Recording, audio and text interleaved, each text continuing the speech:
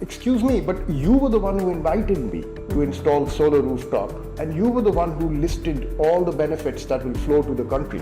The Nawaz Sharif government prides itself for having opened up the economy, but they opened it up in a way that turned the economy, that made the economy import dependent. When the IMF first announced the structural adjustment facility as a new kind of a lending instrument that they're going to bring in for heavily indebted poor countries, one of the first countries in line to tap that facility was Pakistan. But then all of these political parties came to a unified sort of a platform for, I think, one reform, which I'd like you to comment on, is the NFC award.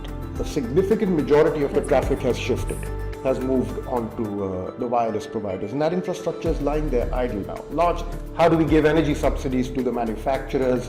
How do we maybe find ways to, well, we can't give them tax breaks because that has implications for the IMF program. Every particular vested interest, whether it's the bureaucracy, whether it's the military, whether it's the civilian political class, or whether it's the owners and controllers of capital in this country, the big billionaire capitalist elites of this country.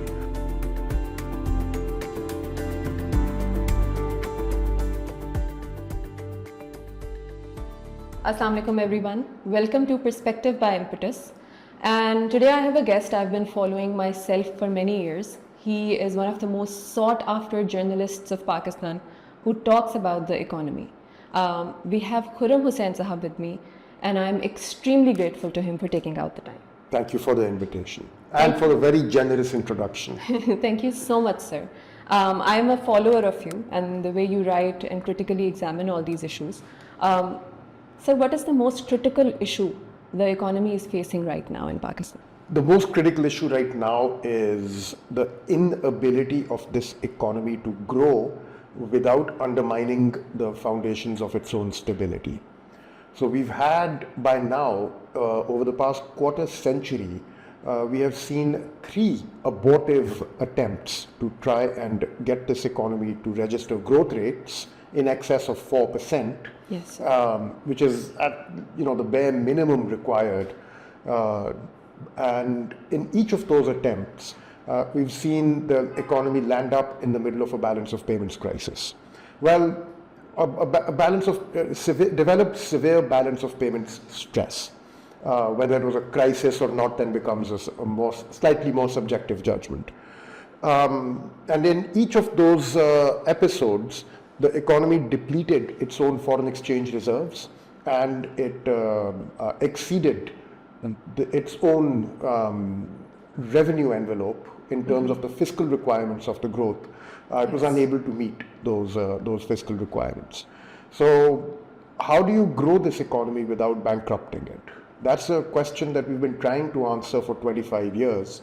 And to this day, we have not found an answer. And I think cracking that is a very big problem right now. So that's very interesting that you mentioned that, because on the face of it, when I read the paper, when I even go to media and see news clippings, I see that exchange rate is stable. We talk about remittances. Yes, remittances, the figure has crossed historical levels. We talk about exports. We say that yes, we do see some improvement in exports. And everyone is saying on the face of it that yes, we were in crisis maybe a couple of years ago, but now we are on the growth trajectory. But you're saying the opposite, that we're still struggling. Why do you think this difference exists? The elements that you pointed out are markers of stability, economic stability. Yes. They are not markers of growth as such, right? So the economy has stabilized. That's true. We went through quite possibly one of the most extreme episodes of volatility in the years 2022 and 2023. Yes. Okay, we had not seen volatility of this scale since perhaps 1998. And that was the nuclear detonations aftermath. And important to bear in mind that in the years 98, 99 and 2000, when the economy registered somewhere similar levels of volatility, one of the big reasons for that was exogenous. There was the nuclear detonations, there were the resultant sanctions after that, there was the East Asian financial crisis of 1996-97, and the fallout from that crisis was sort of rippling through all Asian economies as well as other economies around the world, Pakistan was caught up in all of these events that were shaping the economy and impacting it from the outside. There were problems within the economy, but nothing that would have caused as severe of a shock as what we saw in 98, 99 and 2000. But there were obviously internal weaknesses as well. In the years 22 and 23, it was almost all internal. The volatility was homegrown entirely, almost entirely. The COVID impact had passed by that point in time. The state bank made strenuous attempts to try and pin the inflation and the exchange rate volatility on geopolitical factors like the invasion of Ukraine and whatnot. But even a quick look at the exchange rate data shows that almost 80% of the exchange rate volatility, and let's just talk about that for now because it's easier to measure and it's a very good proxy for larger economic volatility rolling through the economy. That almost 80% of that volatility had one single cause, and that cause was monetary in nature. That cause was excessive printing of money that the state bank itself had undertaken in the post-COVID years from 2020 till about 2022. And that was now arriving in the form and landing in the economy in the form of very sharp swings in the exchange rate, very high levels of pressure on the price of the dollar, which in turn was then transmitting massive inflationary impulses into the economy. So we had inflation and exchange rate devaluation at the same time. These phenomena were linked, and they were coming from within the economy itself. They were coming from an earlier attempt by the state bank to kickstart growth using the monetary levers of under its control, and they overdid it, just like they had done in the Musharraf years. Exactly the same thing, but this time they went even beyond what had happened back in those years. This volatility that they had induced has finally now been conquered. It was doused, it was extinguished somewhere around late 2024. And by all through 2025, inflation came down, the exchange rate stabilized. But the cost at which this came was to arrest the entire growth process. That's what was necessary in order to gain this stability. They had to kill economic growth. Now they're in a position where they've stabilized the price level, they've stabilized the exchange rate. Yes, the economy has found a stable sort of a place to sit in for a while. But the moment they start growing this economy again, the moment it starts registering growth rates beyond 4%, that volatility will return. And those deficits which fueled this volatility will return. And they're sort of stuck in that halfway house now, because stability is not a place where you can stay. You can't keep an economy in a low growth, stable equilibrium for very long. You have to find ways to grow. And there are reasons for that. And they don't have a clear path out of this right now. So yes, the stability has been gained, but the path forward in terms of growth is not yet available. Sir, I was recently going through one of the assessments by the World Bank on poverty, and the data said that the poverty rate was sort of declining for a bunch of years, actually a decade, in Pakistan. And then now it has started rising again for the past few years.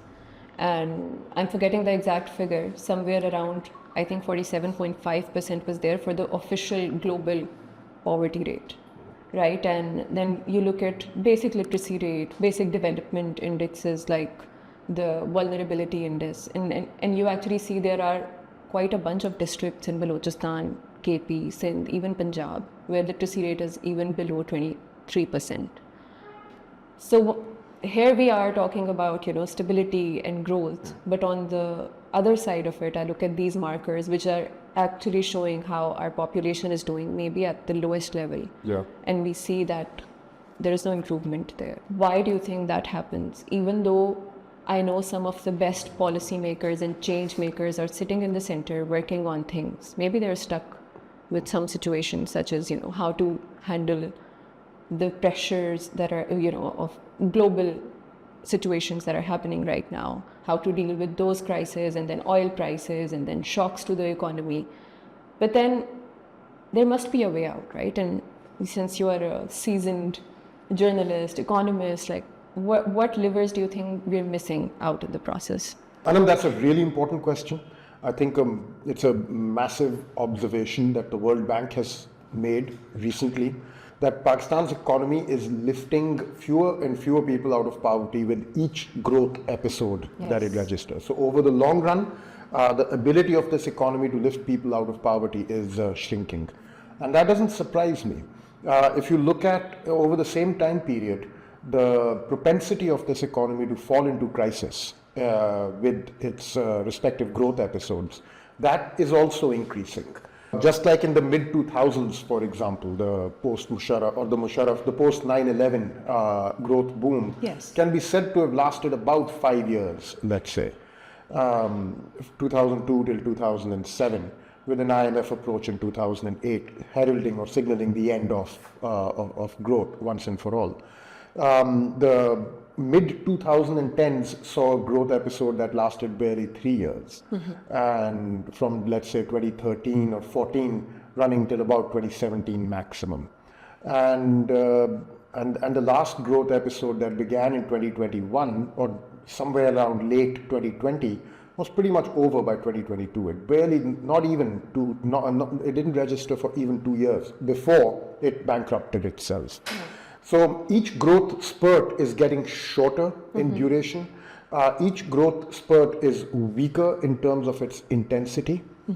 It's narrower in terms of the base of industries that it, and the productive base that it mobilizes. It's more expensive in terms of the foreign exchange reserves that are required to pay for its import requirements. The nature of the crisis in which it leads the economy is more intense than the preceding one. The intensity of the adjustment required to pull the country out of the resultant crisis is more stringent each time. And now the World Bank tells us that the number of people lifted out of poverty are fewer each time. And this trend is sort of persistent and across the board in all observations. So clearly something is happening, and I think what that thing is that we have as a result of failing to reform the economy, failing to reform, for example, the base of production, away from traditional cotton-based industries towards other manufacturing. Our manufacturing base is very energy intensive, for example, and that has to do with legacy reasons, because Pakistan actually had very large energy endowments for many decades as a result of its domestic supplies of natural gas. And you notice that our manufacturing base is sort of all clustered around energy intensive industries, whether it's textiles or whether cement or autos, all of those are energy intensive. We haven't really reformed our way out of that. We haven't broadened our base of exports. Our base of manufacturing hasn't grown much. Our base of taxation hasn't grown much. And some of the biggest growth rates of the past quarter century have come from the informal sector. Another observation contained in the same World Bank report that you cited. And much of the employment generation that has happened in the economy has also come from the informal sector, from services side, which means it's more like a byproduct of the growth rates than a direct sort of a result of it. This is a failure of reform. This is the price tag for failing to reform and running with an uncompetitive and increasingly non-productive base of production, and simply using a more intensive application of inputs, more intensive application of labor. We have research showing that over the past 40 years, labor productivity has been declining in Pakistan. The same quantum of labor would produce X amount of output in the early 90s. That output for that given quantum of labor input has been declining over the decades.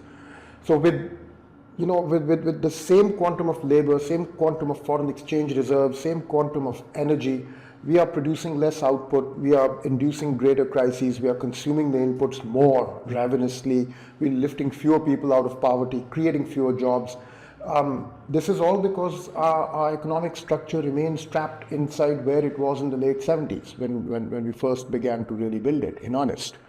Or perhaps even even from back in the 1960s. And our policy thinking at the economic management level doesn't go beyond thinking of ways to provide incentives to restart existing capacity. Even now, when they're thinking in terms of how do we promote growth, how do we promote exports, they're looking at, well, how do we give energy subsidies to the manufacturers? How do we maybe find ways to, well, we can't give them tax breaks because that has implications for the IMF program. So maybe if we can give them subsidized credit through state bank schemes. We're thinking only in terms of how do we mobilize the existing capacity that's already there within the economy. We're not thinking of how do we incentivize business to move out of these legacy industries that they have grown up in and move into other areas. Yes. Start moving into less energy intensive industries. So you're not complaining about rising costs of energy throughout. But that thinking is simply not there. So I think one reason why we're in this situation, not just in terms of the inability to lift out of poverty, but how the economy is stalling across such a wide front, is this failure to reform and this insistence on the part of our economic managers over the past few decades to just run with the economy as it is without really thinking about how do we bring about any change with it. Yes, and sir, completely agreed on that, and I feel that we really need to talk about how Pakistani economy is not even conducive for entrepreneurs. Like so many new businesses that started out were flagship, initiatives such as Careem ride-hailing services, and many other companies have even left Pakistan. They were a key source of employment and sort of, kickstarting that process where people would feel safe to actually start a business in Pakistan. And now everybody is, just counting numbers that, okay, this pharmaceutical has left Pakistan, Careem has left Pakistan, Airlift has left Pakistan. And then apart from just the fact that they're leaving Pakistan, maybe because of the ease of doing business is just not there. On the other side, when we look at the government, their stance towards businesses and supporting individuals is not very clear. It's more about how do we tax these entities, right? The focus is always on maybe tax to GDP ratio, maybe how do we increase the revenue. Nobody talks about maybe putting your expenses in place where we could actually trigger growth or maybe help people who are in the poorer segment to rise up, maybe do some capacity building. I would like you to comment on this dichotomy, like why does this exist? Why don't we talk about the other side of the economy, the problem that you mentioned, which is of course leading to this higher headcount and poverty? And why do you think we focus on maybe just the revenue side, just fixing the economy temporarily? I think across the board, one thing I've noticed in all my years of following Pakistan's economy and its business scene, there's a tendency on the part of key decision makers, whether in the private sector or in government, to basically just focus on business as usual. People who are thinking of change, for example, saying that, look, business as usual isn't working. We need to get out of this mindset altogether and think of how do we retool this entire setup. This process of thinking outside the existing, outside of business as usual, this realization that we are sinking in the quicksands of stagnation if we don't learn to reform and change the way we do things. And by reform, I don't mean tweaking at the margins and saying, okay, well, here we'll just give for 4 rupee subsidy to energy, to manufacturers and impose a surcharge on this category of people to pay for it. That's not what is meant by reform. You get a good idea of what is actually meant by reform when you look at what happened in India, for example, in the years 1985 to 1995. I don't want to talk about right now what happened in post 2010, when that same Indian economy that had registered high growth rates over a sustained period of time was hijacked by the Hindutva project, okay, and by Modi. That killed it in a sense. But what began it is what interests me. And what began it was a realization within senior levels of government, people who were ministers, who had access to the Prime Minister, to the senior levels of the Congress party, people who were civil servants, a realization among them that business as usual is causing us to stagnate, and it's hampering our ability to grow, and we're going to have to change. And that realization translated into interactions among them, exchanges of ideas, position papers, until finally a consensus emerged among them that here are some things we need to start doing to move away from licensing and the old way of doing things towards something new. That's what laid the foundations for their growth rates that lasted for many years on end. That kind of a realization, I'm not saying start copying the Indians, I'm saying at least begin to realize that you are sinking in the quicksands of stagnation. And tell yourself that, look, the way we have been doing things for the past 40 years is now part of the problem. And finding novel ways or new ways to access resources and just continue subsidizing our current growth rates, or a revival of growth using external bailouts, isn't the solution. The solution is to find a new combination of state and capital, a new way to deploy capital, new entrepreneurial energies, to unlock innovative and creative energies within the people. And that unlocking requires more than just ease of doing business. I agree with you that would be an important part of things, but it would require much more than that. I talk to people who have great ideas for running or for starting up new businesses, but one of the biggest things that holds them back is access to capital. You can't be expected to start a business using your own life savings. Yeah. Right? And you can't start, the only other access to capital people have, because banks don't really lend to private sector, let alone when they do, they just lend to your blue chip big corporates, listed corporates. If you're a young person, aged between 20 and 40 years of age, you have a great idea with which to start a business. And you need a certain injection of capital up front. You have very, very, very limited opportunities, places that you can go. There are some places, but what we need is something much larger, much more structured, where people are willing to step forward and take a risk. Yeah. And you might fail 10 times out of 11, or 9 times out of 10. But that one time in which you succeed will more than pay for the 9 failures that you invested in. That culture simply isn't there.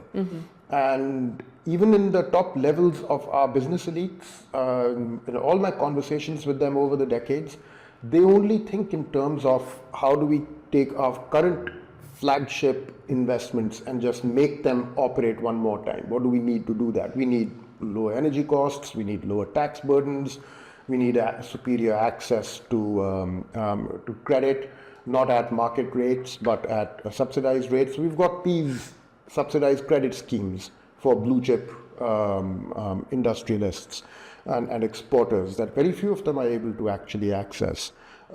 We've got specialized tax breaks. We'll have specialized, and in different times we've had announcements of special gas rates to provide gas for captive power plants. In the textile sector, we've had announcements of special electricity tariffs only for exporters and blah, blah, blah. Just ways to cheapen their inputs in order to give them enough of a margin with which to be able to restart their inefficient and uncompetitive enterprises all over again. How do we change this? How do we get business interests to start thinking that, okay, we need to let a sinking asset sink? It's time.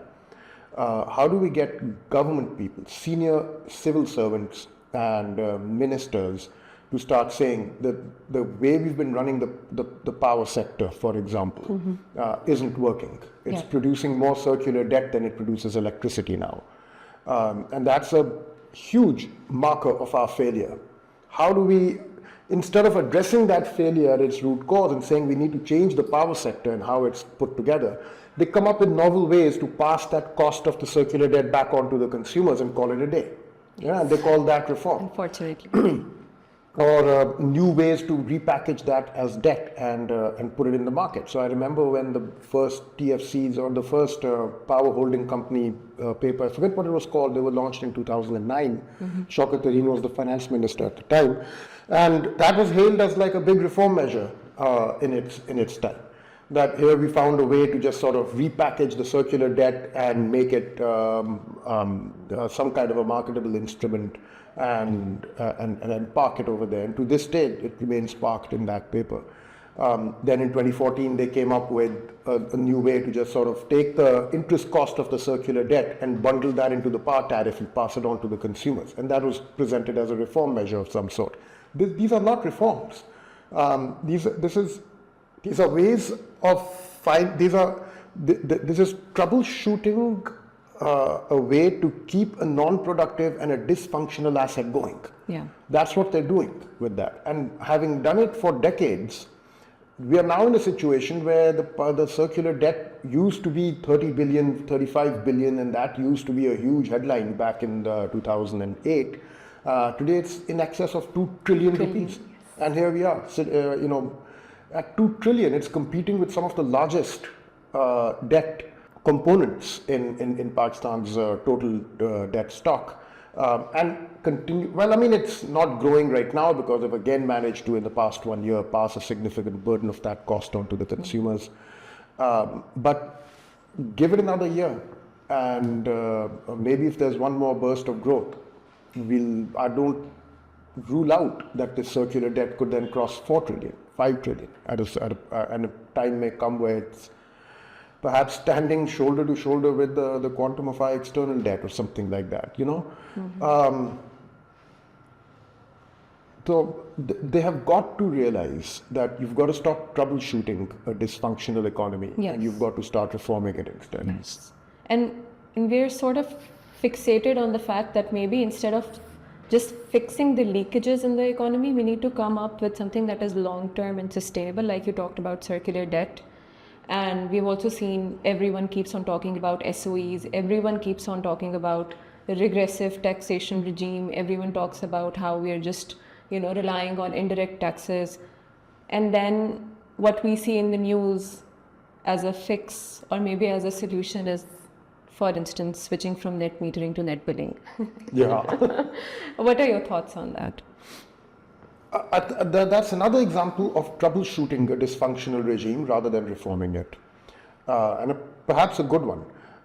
Look, regarding the whole net billing, net metering, I think there is a point that the government has that the cost of this net metering is now too much and perhaps is unwarranted. And at this point in time, the whole idea was initially, when this regime was announced in 2015, was to get rooftop solar going. The idea was to kickstart the process of solar adoption and the movement into solar renewables. That purpose has been achieved, and from here onwards, in fact, maybe a year or two ago, it had been achieved, that purpose, and I think the grounds existed to reform the whole regime in order to lay the groundwork for the next phase of the solar revolution. Fair enough, one can agree with the arguments that they're making to drop the curtain on the net metering regime and usher in the new one.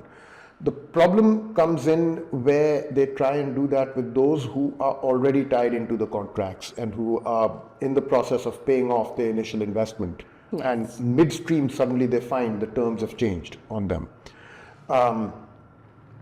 Whether or not what they are doing is legally tenable is a decision only the courts will have to make. That's not a decision you and I can make here, nor can two people debating with each other in any forum make. Yes. The government is arguing that there is nothing in the contracts that prohibits us from modifying the terms of power purchase from distributed generators.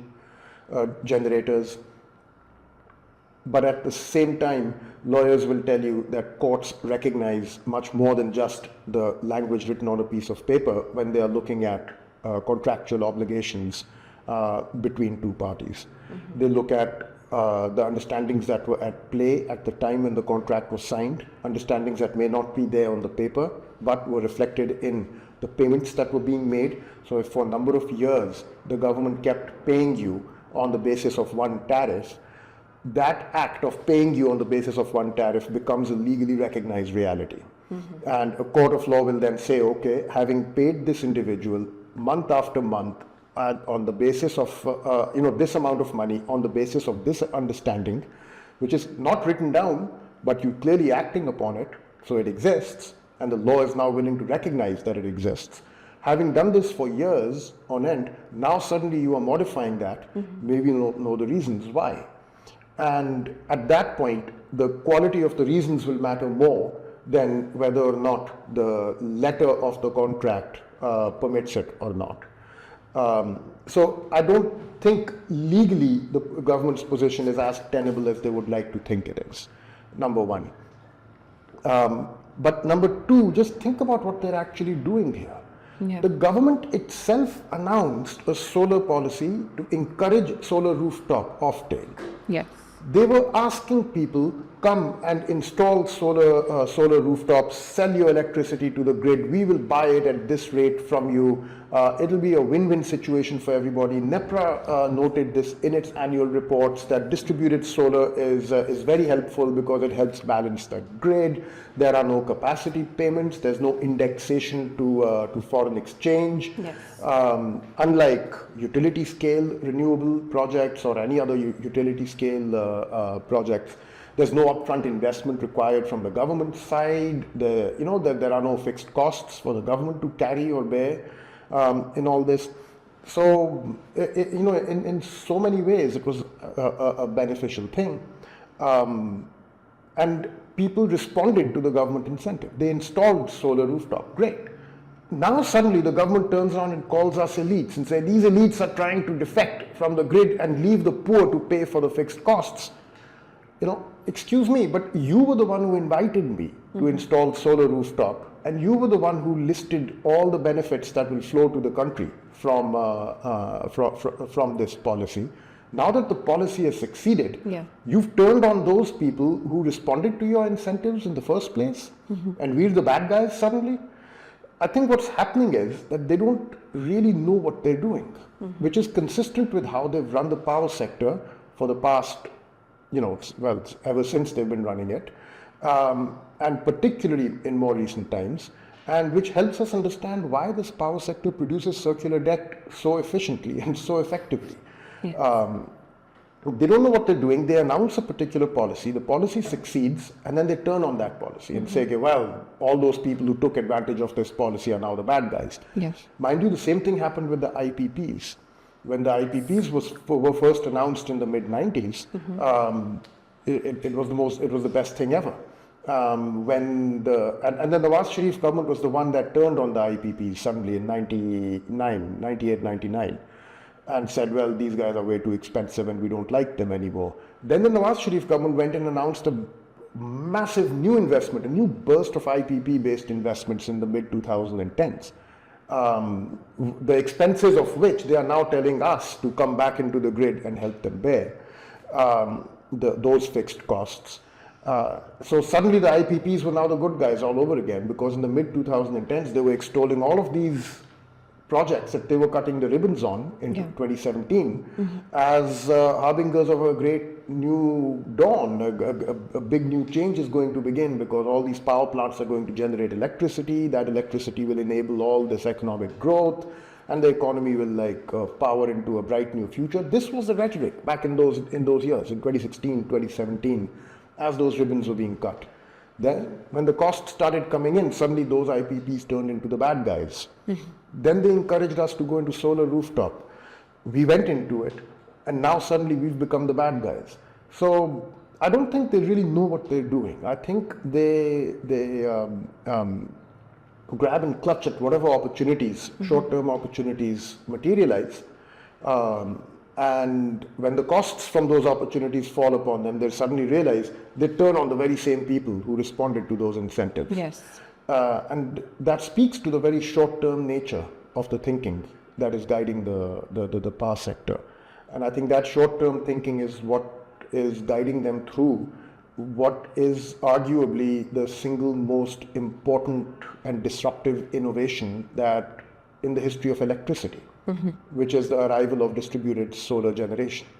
From its very invention to our time, electricity has been something that is produced in large powerhouses, transmitted through large transmission lines, and distributed to households through massive grid stations and gigantic investments in infrastructure.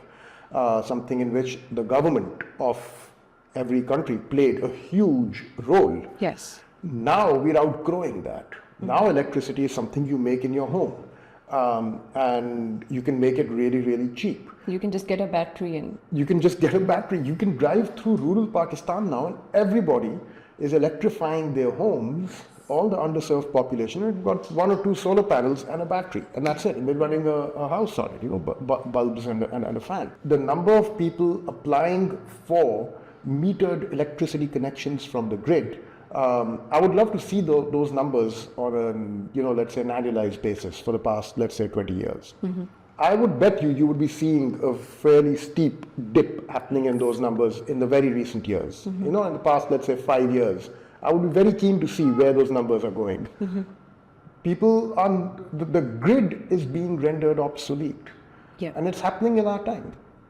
And as time goes, just like landline telephones were rendered obsolete with the arrival of mobile phones. We have a landline infrastructure laid down in this country. Right? There's a telephone line running from one house all over the place, and then the telephone exchanges. How much of our actual telecommunication traffic travel through those lines versus the wireless network set up by the mobile cellular providers? All of the traffic a significant majority of the traffic has shifted, has moved on to the wireless providers, and that infrastructure is lying there idle now, largely. Maybe 20%, maybe 25% of the total traffic is served by it. That's it. That's what's going to happen to the grid. That's what's happening to the grid right now. It's going to be reduced down to where less than a quarter of your electricity requirements are being serviced by the grid, the rest you're taking care of yourself. And they're trying to stop this revolution. Right? First they spur it on when it looks really good, like, what do you mean? I don't need to invest any money and suddenly I'll have all this electricity? Sure, do it. The costs start coming and they're like, wait a sec, what are you guys doing? They turn on everybody.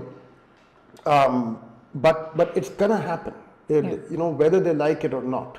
And I think instead of trying to troubleshoot in the very short term, just the most immediate problem that they have, if they were to take a longer view and realize that what is really happening is that the sun is setting on their grid. And how do we now manage this transition? How do we manage it so it's orderly and it's smooth? And whatever short-term costs it imposes upon us, we find a way to handle those in order to make the transition from here to the next order, in which the grid is going to serve a minority of people's electricity needs, and the majority will be served by point of consumption. Electricity will be generated at the point of consumption. Yes. And sir, so this is very interesting what you mentioned. What we do and the cyclical process, right? We take a decision, we think it's excellent for the economy, and then once we see that, okay, it's not benefiting us anymore, like the IPPs and net metering, then we go back to the people and we say, oh no, this was a bad choice. Yeah. But then it's too late.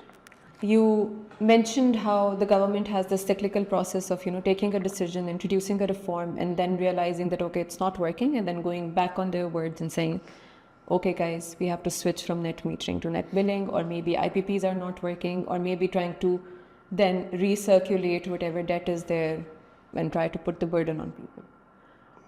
But then there are different actors when it comes to reform process, right? There is, of course, a role of bureaucracy. There are multilaterals who are giving funds for different indicators and different programs. Then there is, the government, politicians, many actors. What are their roles when it comes to reform process in Pakistan, and how are they sort of, becoming an obstruction in the process? The reform impetus has to come from within Pakistan, first of all. Yes. So people do criticize the IMF or the World Bank for not having done enough and or whatever.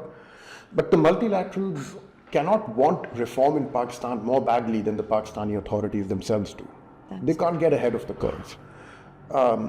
It has to come from within Pakistan. It has to be a homegrown one, and only then can you then turn to the multilaterals and see and say, okay, what kind of support can they provide? So that's. But if you look at within Pakistan, where has the impetus for whenever change has come, where has it come from? The kind of reform that I'm talking about here, that fundamentally changes the relationship between state and capital, and between capital and its endowments. Its raw material endowments and whatnot. Where does that sort of thinking actually emanate from? It's different from one country to another. Mm-hmm. In India, for example, the civil service played a big role in germinating ideas in realizing that we are sinking, and if we don't change, we will stagnate and sink deeper and deeper into this quagmire. And they were the ones who sort of initiated the thinking which then led eventually into the reforms of the 90s. I also hasten to acknowledge that whole reform effort seems to have ended in the middle of the 2010s. So if it began in the early 80s, it ended by the mid 2010s when India just sort of became a very different country than it used to be. But in any case, in other countries, it may have come from the intelligentsia, it may have come from civil society, and yet others, it may have been capitalist class themselves who came up with it. In a country like Malaysia, it took the impact of the great financial crisis and then a leadership of like Mahathir Mohamad to say, well, we're not going to walk down the IMF road like Indonesia is doing. We're not going to follow in the footsteps of Suharto. We'll do our own policies. So in every country, it's been, the place from where the reforms have come has been different.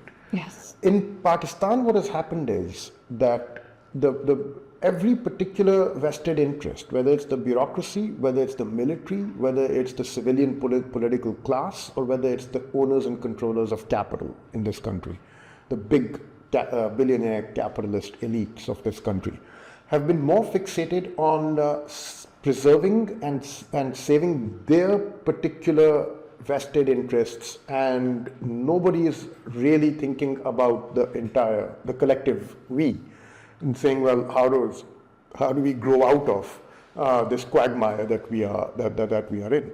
Each one seems to think that their primary job and their only job is to ensure that their own particular interests are not compromised as the country sinks deeper and deeper into stagnation.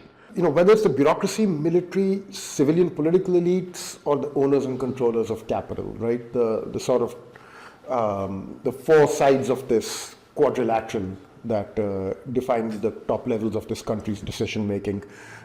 Each one of them is more fixated on preserving, safeguarding, and expanding their own particular vested interests, rather than thinking about how the whole enterprise, of which they are one part, how the whole should evolve. And as a result, the only kind of change we see is the short-term troubleshooting, and the sort of short-term gimmickry. But how did India move from then, self-centered sort of an approach towards a holistic approach? Why can't Pakistan move out of that approach? All of these actors, why can't they move out of that approach? Why don't they see that the pie gets bigger? It's better for them. Yeah. Why can't they see that? Again, I think what happened over there was that a certain segment of their civil service was able to discern the challenges that the economy was facing, yes, and to accurately recognize that we are sinking in a quagmire here.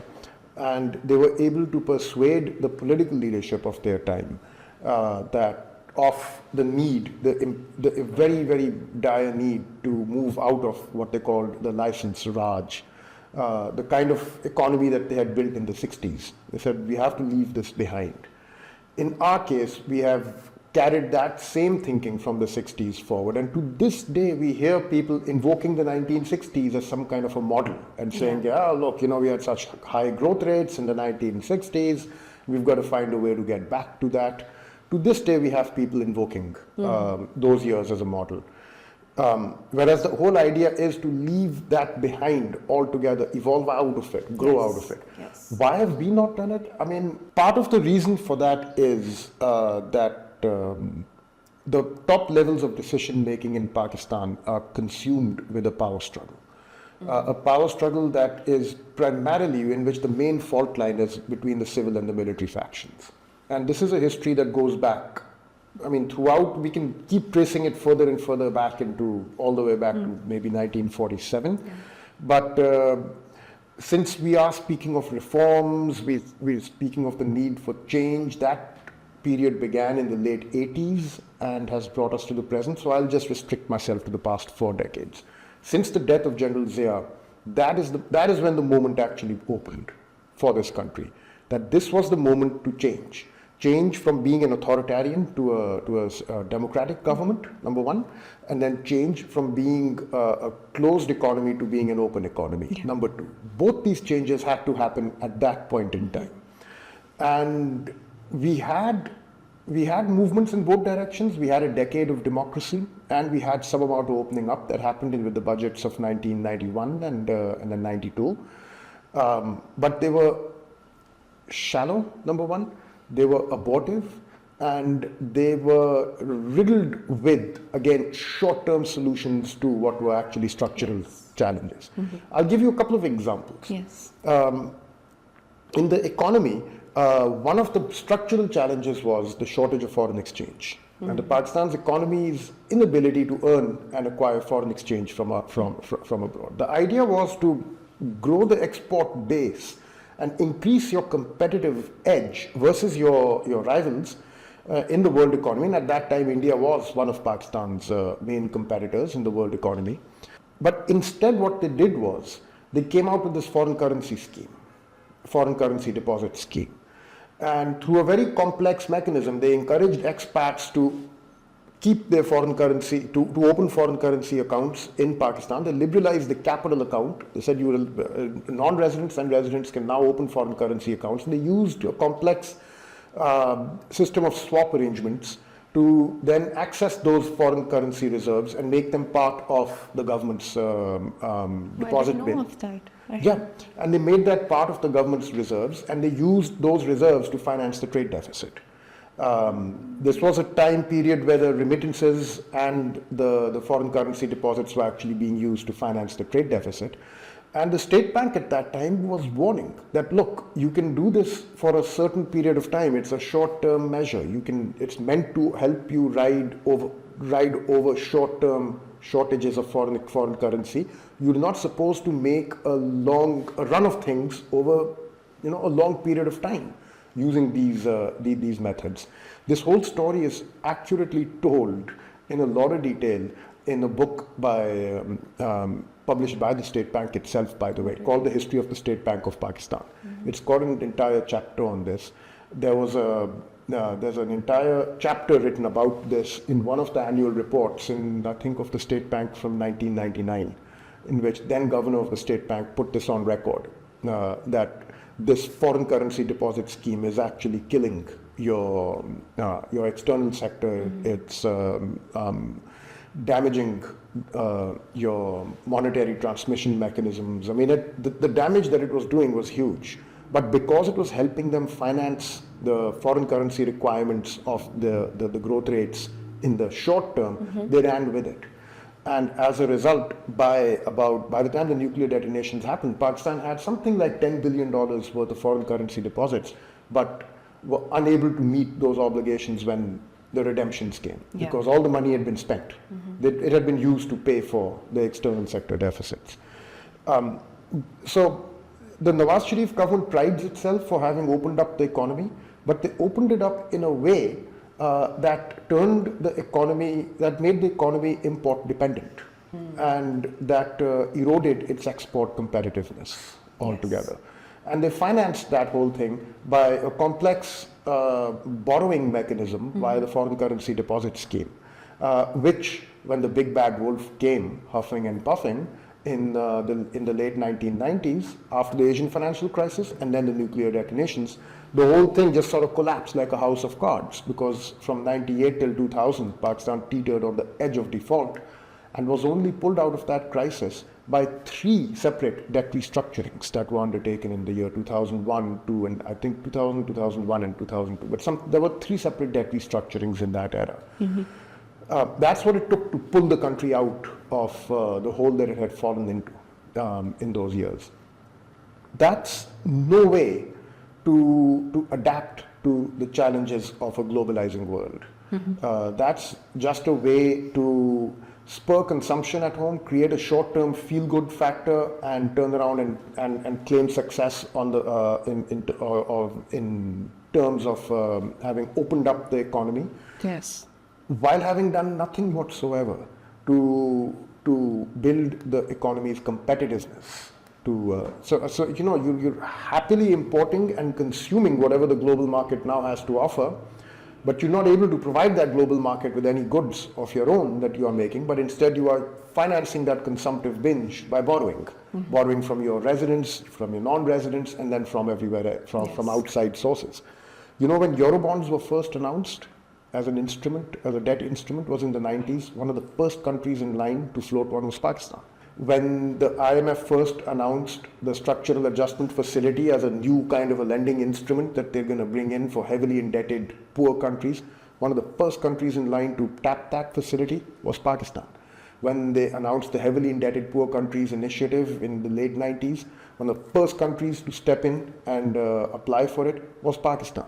When the balance of payments crisis hit, one of the first countries in the world to restructure a Eurobond was Pakistan. You know, we have made this history, and this history has continued down to the present. After COVID, they announced a debt restructuring for poor countries, least developed countries, LDCs. And one of the first countries to come and stand in line was Pakistan. In each of these episodes, they've had to tell Pakistan that this isn't for you. This is for the poorest countries. This is for the LDCs, the least developed countries. This is for sub-Saharan Africa.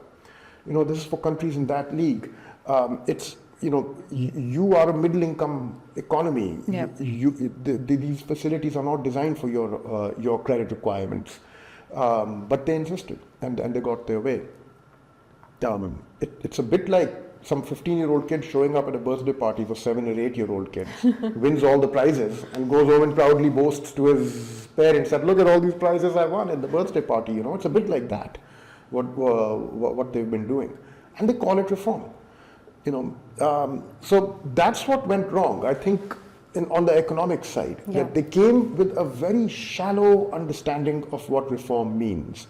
And on the political side, at the very same time that all this was happening, the military was busy building a political party that they wanted to use to keep the country's, at that time, the single largest political party, which was the PPP, out of power. The PPP had struggled against General Ziaul Haq, and now, after Zia's era, the generals were like, you know, whoever's going to come into power, it won't be her. So they put up with her term for about a year at best, and then comes a vote of no confidence to try and oust her. They failed in that, then they just dissolved her government altogether in 1990 using Khurram Hussain, the then president. And the IJI that they had themselves built and cobbled together was then hoisted into power. And that party then put into place the shallowest, most ill-conceived consumptive binge, and called it a reform-based growth process, and established its credentials as a party of capital, and a party of business, and a party of growth, and a party of economic management, a badge that it wears to this day. Yes. You know, the way that these two then fought throughout the 90s, dragging each other down, and egged on from behind by the very people who had created the IJI, is one of the reasons why there was nobody in Pakistan's political economy who was actually thinking about how do we reform the economy in order to build our competitive bases to survive in a new world that is being built in the era of globalization. Instead, they were focused on the immediate fight with each other and doing whatever they could to show short-term, very rapid, spectacular, high visibility results and say, see, we managed to do this. So Nawaz Sharif brings in his capital account liberalization and the foreign currency deposit scheme. The PPP brings in the IPP policy and says, this is our success. The Nawaz Sharif government comes back into power, they turn on the IPPs and says it's too expensive, it's no good, but then their own capital account liberalization explodes in their own hands with the foreign currency deposit scheme. You have the makings of a disaster on your hands. But then all of these political parties came to a unified sort of a platform for, I think, one reform, which I'd like you to comment on, is the NFC award. Yeah. Where people say that it was very difficult to achieve, but they somehow managed to achieve the terms. Some of the provinces had to agree to let go of some of the benefits that they had. And some of the provinces still say that they're not given their due right. And has it actually achieved the fiscal equalization that it intended to? What are your thoughts about that? It's achieved what it was intended to achieve. The NFC award was intended to basically strengthen the federation. It was intended to strengthen the provincial governments because the authors and the signatories of the NFC award at that time realized that the most important and fundamental seat of civilian democratic power in Pakistan is actually the provincial governments. Yes. This was a lesson that they learned from the 90s, and the PPP learned it from its first experience in government from 88 onwards. In 88, if you remember, the PPP, when Benazir was elected into power, she had the federal government, but the province of Punjab belonged to Nawaz Sharif, belonged to the opposition. And this fight, the largest bellwether province in the hands of the opposition and the federal government in the hands of the ruling coalition, I'm not sure how many other times this has happened, where the Punjab is controlled by the opposition. They responded to this by starving the provinces. They centralized the resources, brought them into the federal government, and then they found when you centralize resources in Pakistan and starve the provinces in an effort to try and starve the opposition of resources, when you do that, what happens in the center is that Rawalpindi shows up, right? The military shows up and says, well, okay, we need all this money to pay for our pension expenses, for our defense acquisition needs, for our various things, right? So the money suddenly ends up going back out the door. Yeah. One thing they learned was that if you want to strengthen civilian democracy in Pakistan, you should strengthen the federation. Mm-hmm. The federation, and you do that by strengthening the provinces. Yeah. Move government decision-making, government powers down to the provinces. Let the federal government focus only on a shrinking and a small number of tasks. Move the resources down to the provinces along with this. And that they achieved. And some people argue, I don't know how much I would agree with it, but it's worth taking into consideration that such an arrangement, in fact, coup-proofs the country. Because now, in order to move those resources back to the federal government, you would need to really bring about a coup, because it's now inscribed in the constitution. There is no other way.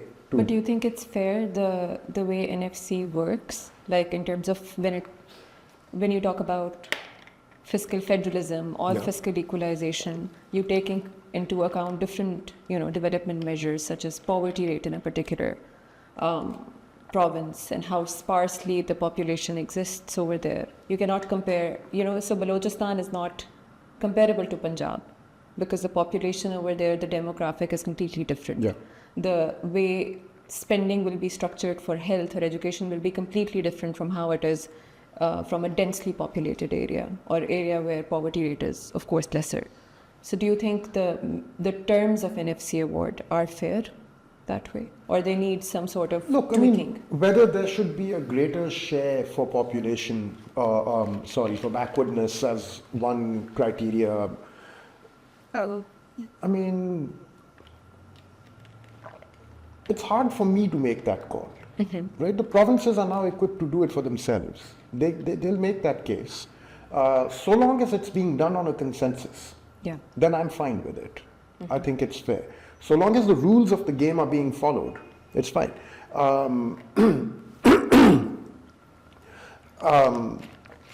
What is not fair right now is to blame the NFC award for the problems in the country, or to blame the NFC award for the fiscal difficulties of the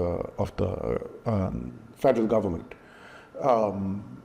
But can the same terms now be tweaked to make them more fair, or should provinces like Balochistan or even Khyber Pakhtunkhwa get yet more of the resource pie? I'd be willing to be on board with that. So long as they themselves agree on whatever next award and sharing formula they have, I'm fine with it. Yeah. So you think this is a successful reform? This is a very successful reform. I think it's historic, it's successful, it's something that should have happened back in the 70s. There are some misconceptions, really important misconceptions about the NFC award. One is that this is somehow money that the federal government is giving to the provinces. It isn't. Yes. People need to realize that. The taxes that form the divisible pool actually belong to the provinces, except maybe for customs duties. Okay, customs duty was originally part of the federal government. It was included with the consent of the federal government in 1996 into the divisible pool. What the thinking was at the time, people who did that can better answer. But income taxes, sales taxes, these have historically belonged, all along, from the very beginning, belonged to the provinces. It was their right to collect these taxes. This was their revenue. These were their revenue heads. They delegated recovery of these taxes to the federal government. Yeah. Only the recovery, not custody of the taxes, not custody of the resources. Only the recovery. In the interests of national market formation, in the interests of making sure that there is a harmonious tax system in the country. Otherwise, you would have a situation where Sindh has its income taxes, Punjab has its, and they will compete with each other in order to attract the people to move the head offices of their companies. Instead of a harmonious national economy, you will have an economy that is fractured along provincial lines. Yeah. So in the interest of creating a national economy, they said, okay, let the federal government collect these taxes, deduct from the dues that you collect the costs of the collection, keep a certain proportion for yourself, for your trouble, by all means, and after that, distribute the rest back to us as per formula that we have all agreed upon. Yes. This is what was called the National Finance Commission in the Constitution of 1973. It was the absence of this mechanism which fueled, I'll be careful here, it helped create the bases for the disaffection of East Pakistan in the 60s. I'm not saying it created the East Pakistan, but it definitely was one of the factors One that of the reasons. fueled the disaffection of the Eastern Wing. The fact that their resources were being spent without their consent and retained without their consent by a government that they felt did not represent them and did not give them their fair share of voice within important policy decisions. The Constitution of 73 rectified this, and this was a very important thing to rectify at that time by creating the National Finance Commission and creating a mechanism. But of course, subsequent dictatorships then stymied the operation of the National Finance Commission and tried to turn the clock back to the old days of the 60s that had created such interprovincial disparities. So as a result, a very key thing, the fact that these taxes had been delegated to the federal government, but the resources had never been returned to the provinces, that injustice had remained in place through the General Zia years. The governments of the 1990s were not in power long enough to really address this, because they were made to be, they were just like set up against each other, one government versus another, made to fight with each other so intensely that they couldn't even think of anything beyond really short-term measures. The government of Pervez Musharraf just imposed its own unilaterally. Musharraf Sahab has decided in 2005 this will be the formula and the story. So the first consensus-based NFC award that we had, and one which recognized the province's rights to their own resources, was this one in 2009. And and they did a good thing to not only pass this NFC award, but to inscribe its allocations into the constitution, because that ensures that it can't be reversed now, unless you either revise the constitution or you, for which you will need 2/3 majority in parliament, which they are not going to get, or you hold the constitution in abeyance. Yes, right? and that's why maybe the NFC award has to, it is an evolutionary process. It shouldn't be stagnated at a particular point that, yes, this is the definite, rule book. It can be redefined, as you said, if there is consensus, of course. And if there's consensus. But mind you, the constitution does not allow the provincial share of NFC allocations to be less than what they were in the previous award. Yeah. So by law, you cannot take it down. But you can change the formula. You can change the formula. You can change the weightages. Yeah. You can change the composition of the federal divisible pool as well. Yeah. Something that they're trying to do right now, the federal government. But even that has to be done with consensus. Yes, of course. If you can get the provinces to buy the proposition that customs duties ought to be removed from the federal divisible pool, by all means, that does not require a constitutional change. But it does require consensus. Yes. Good luck getting that. So you have so much knowledge across the board about all of these reforms that I'm thoroughly enjoying this conversation. But I wanted to pivot and ask you a question about you. I wanted to ask that how did you get into this profession? It's a difficult profession to be in. The audacity that you need to have to speak the truth, and it requires a lot of courage. So how did you get into this? What brought you into journalism, and how is it going? Honest answer? Yes. I came into this profession same way as everybody else who's in this profession came into it. We all fell into it. And we fell into it because we're all misfits everywhere else. We are the kind of, those who are successful in journalism are generally people who have a problem with authority. They don't have the discipline that it would take to run a business, nor are they interested in focusing their energy and their minds into making money and being, sort of greedy and business oriented and acquisitive and greedy. And not saying journalists are not greedy, they are, we can be. But I think more than that, to be successful and to find your way into journalism, you've got to have a little bit of that, I like to understand things, to have the power and the freedom to say what I want when I want, to not have to respect or be deferential towards authority. In fact, I get the right to now, I see people being very deferential towards some people that I can very openly speak to as I wish. It gives you those kind of freedoms. And I look to my left and right, and all successful people in journalism are people who have these traits. I fell into it because I used to be a teacher in a previous life. I taught in LUMS. Oh, wow. And for many years, and I've got to admit, I got bored, and I salute my friends who are still there, who are still doing that job, because it's a huge job, and I think the wealth that you acquire in the form of the alumni that have been through your classrooms and are now all over the world doing amazing things, who can now turn back and look at you and say, this guy was my teacher. That's incomparable. Yeah. No monetary wealth can compare with this investment. And, they've done an admirable, tremendous job. I couldn't do it. I could do it for a while, for a few years, but I'm one of those people who gets bored after a while with whatever it is I'm doing. So having gotten bored, I was looking around, trying to figure out what do I do, where do I go, and that was a time when journalism and television in Pakistan was booming, and I got sucked into that boom and never looked back since then. That's how I came into it. And do you think it's a rewarding, profession? It's a rewarding profession unlike any other.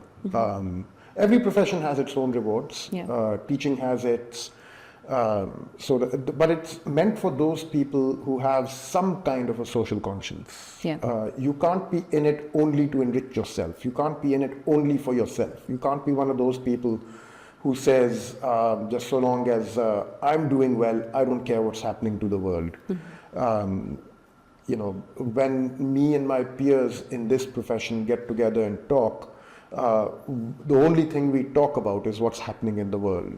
There's very little other conversation because there's not much.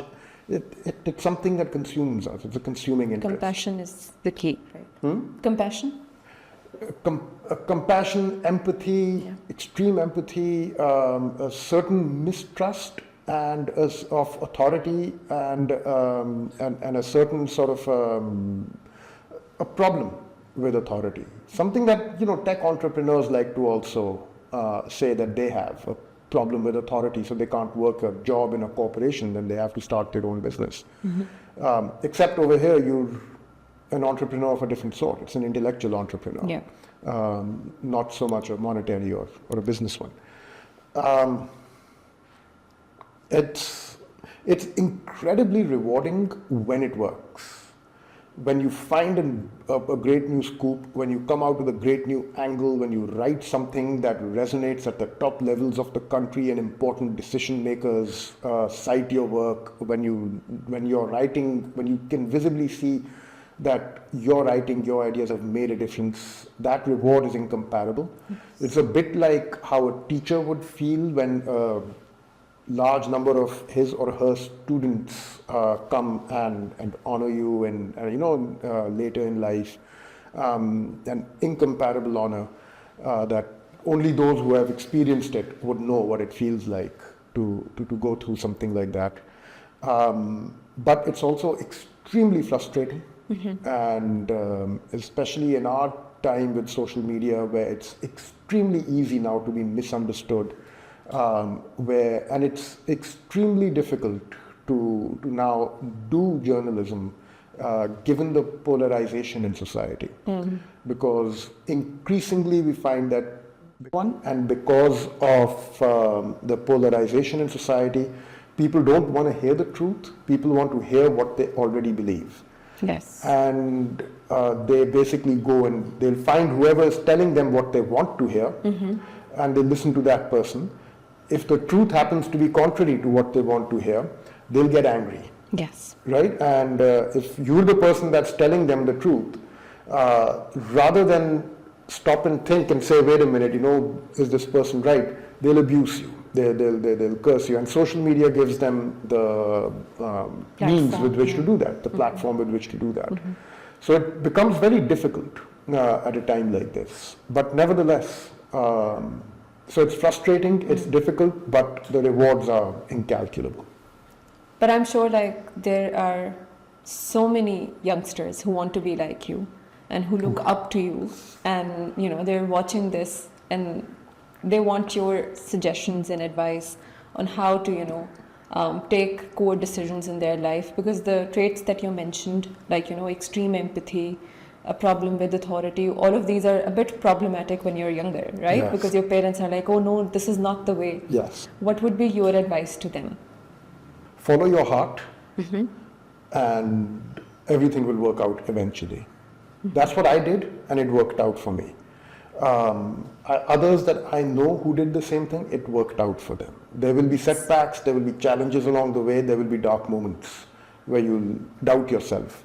But follow your heart, and everything will be all right. But not everyone can do that. It takes courage, it takes a certain amount of belief in yourself, not excessive belief in yourself. You've got to learn to doubt yourself too. You've got to learn to stop and ask yourself, is it really like this? Am I really, is what I'm seeing really the truth, or is there something else going on here? Am I really right in what I'm saying and what I'm doing? It's a delicate balance. Yes. Right? You can't allow the doubts to overwhelm you, but you can't lose the sight of them either, because those doubts are really what keep you from becoming a megalomaniac. And it's easy to become a megalomaniac in this world and in this profession, by the way, because the moment you start getting some amount of validation from a viewing public, there are examples in our profession of people who have allowed that to go to their head and lost touch with their inner doubts and hardened and solidified into the worst versions of themselves. Yes. These are pitfalls along the way, but generally your heart is your best guide in this world. Thank you so much for sharing that, and I'll keep that in mind as well. I don't want to become the worst version of myself either. But thank you so much for your time, sir. It was a pleasure talking to you, and I have so many other things listed on this paper that I wanted to discuss. But hopefully we'll have another, podcast with you, and there's so much more to discuss, because the repository of knowledge that exists here is amazing and inspiring. Thank you so much for that. And thank you for the invitation. You're welcome. Thank you so much for watching, everyone. Take care.